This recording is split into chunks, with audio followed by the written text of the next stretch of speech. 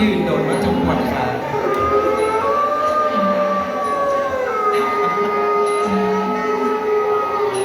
พี่ร้ายใจ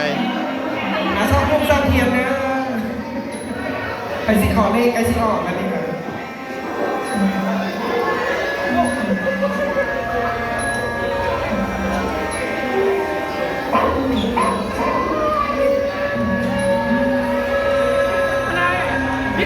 ทุกเทียนกับแป้งครับพร้อมกันเด้อขูดโน้ตไปสิเอาเลขเลยเอาผีมาดิกะมีโลกโซนผีผู้สาวผีสาวบอลงเยีย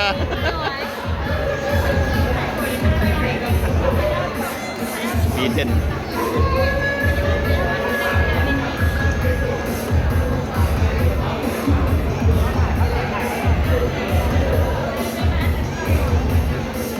ก็ซื้อไม้นบแล้วผีนี่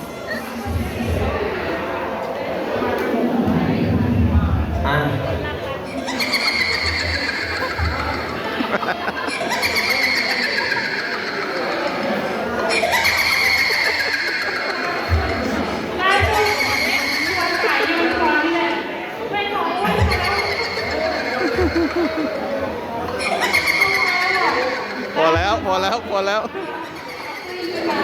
โคตรหัวผีกัน